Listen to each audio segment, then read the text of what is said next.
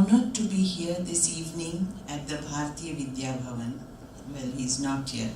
India Abroad program in celebration of the Black History Month in the United States.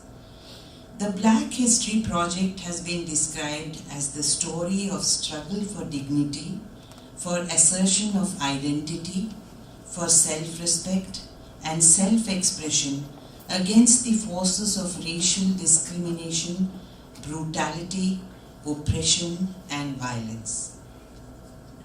While reflecting the history of the past, it also looks at projecting a new story, a new history of a people on this continent told through a new lens. It looks to uncover what the famous black author and journalist Ta-Nehisi Coates in his best-selling book Between the World and Me calls the primordial stuff of the dream of the black race.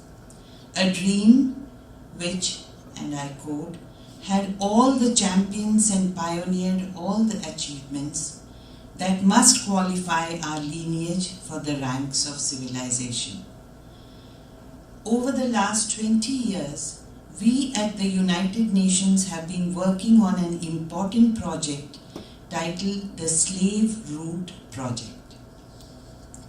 This UNESCO-funded project has tried to promote greater awareness around the world and educate people about the varied manifestations, impacts and implications of slavery in general and of the African slave trade in particular.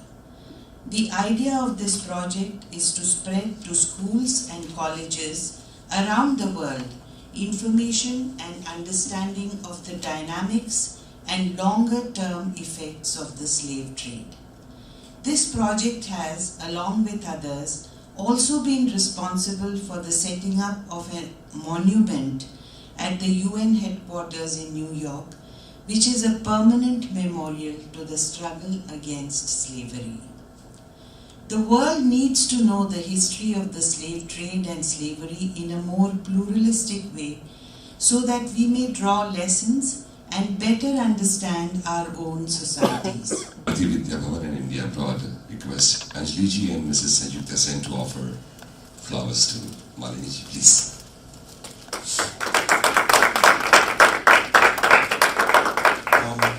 I always start off by saying peace and love, and I say this all the time, and a lot of my colleagues say, why do I say that?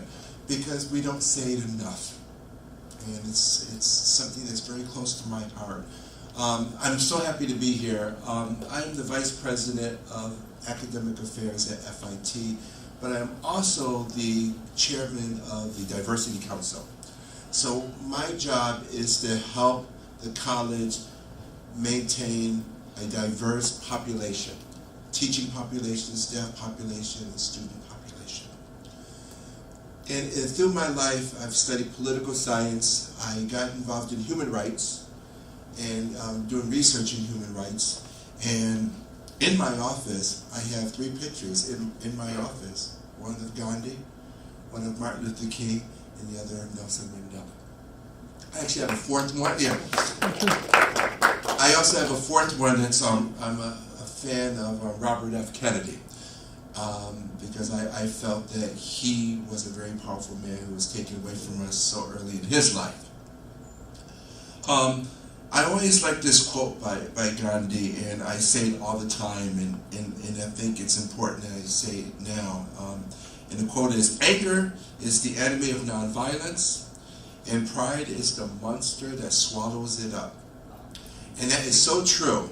And it's so true now, given all the hate that we see on television right now, and all the lack of understanding that people have of history, and of a history of connectiveness.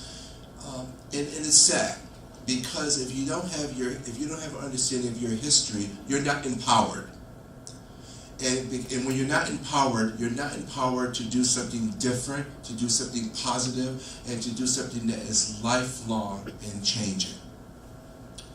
I won't take much time, but I'm so honored, and I'm hoping that we can do something together even more going next year as well. I have no problem with that. Thank you. Distinguished guests, ladies and gentlemen, good evening. I'm Tembile Joini, the legal advisor at the Permanent Mission of South Africa to the United Nations. Yes, it's true. The invitation was extended to my ambassador, that is Ambassador Mama Bobo.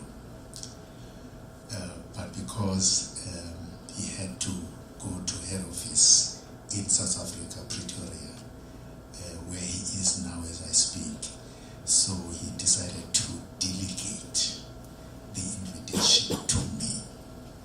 And as stated earlier on, then he informed them that he has delegated the invitation to me. So that's why I'm here. It has just been said that there's something in common between the three leaders, that is Mandela, Gandhi, and Martin Luther King, and that is non-violence. To me, there's another commonality among three of them, and which is the fact that all honor to have been invited to share some thoughts during the celebration of Black History Month.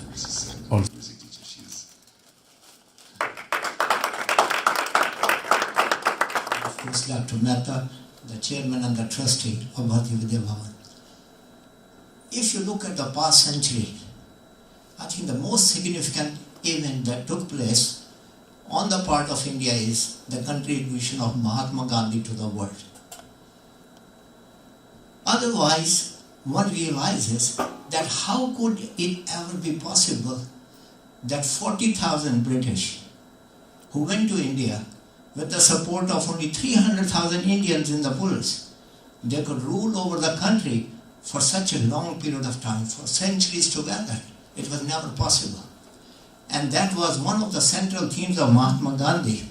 He said, people who are from India knows that India is the land who has produced the more gods, like Buddha, Mahavir, Ram, Krishna, and there are so many other names I can go on.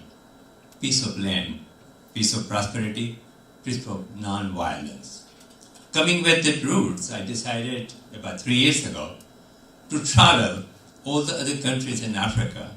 Started from Belgium, Congo, Old Congo, went to South Africa, Dar es Salaam, went up Kenya, and went all the way up to Zanzibar.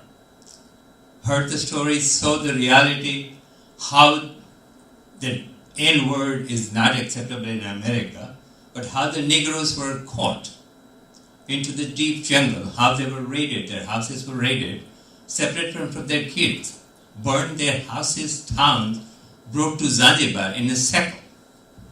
And there's a deep pit, about 20 feet deep pit, they used to be dumped inside, and they were auctioned, like animal auction. Animal, we owned them, slaves, when they came to America.